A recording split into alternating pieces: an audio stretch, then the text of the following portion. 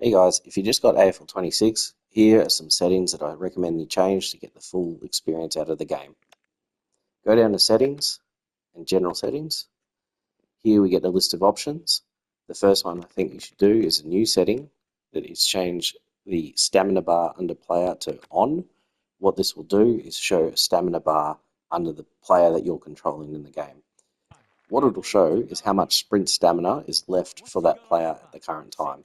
This is why you see your players exhausted and hobbling along, because they're just exhausted from sprinting so much, so they probably need a change. Additionally, the more faded line under the player shows their endurance stamina. So often this means that they can't have a higher capacity for sprinting later on in the game. You'll also see it up the top right, but having it under the player makes it more front and center for you, so you can see how tired your players are getting. If you can't be bothered making lots of interchanges throughout the game, you can turn automatic interchanges to on, and this means that the AI will be responsible for changing your players when they get a bit too tired. I would personally recommend this is kept off, because what you find is the AI isn't smart enough to make all the changes that you need, and instead you should be going through the quick menu in the game to quickly change out players during the match, or going into the pause menu, seeing who's tired and making those changes on the fly. The next setting I recommend you change is go down to the bottom to the goal kick HUD size. This is for the HUD that shows up underneath the player when having a shot at goal on the run. I'd probably pump this up a bit so it's a bit more obvious for you. Maybe put it at around 70 or 80, and that will help you actually find that HUD when you're playing the game. Next up, go across to the cameras. By default, it's side normal with 50 and 50. This is good for get that TV sort of view of the game, and I do like watching games played like that. However, playing this game, you do want to see your leads up the ground. So I would recommend switching this over to end dynamic and then lowering the height and keeping the field of view about 40 or 50. This allows that up and down the field end view.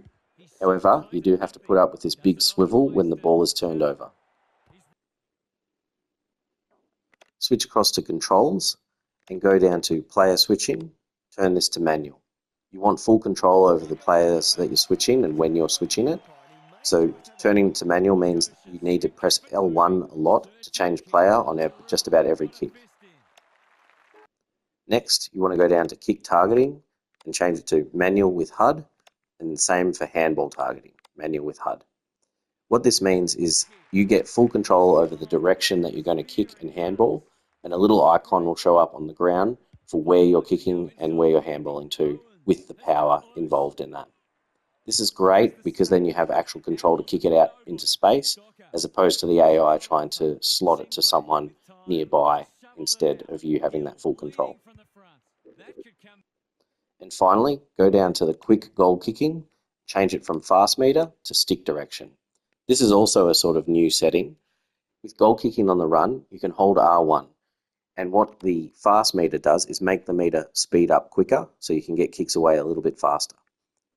However, if you have stick direction used, holding R1 only requires a quick tap of circle, and the direction of the stick that you're using at the time will be the direction you kick a goal.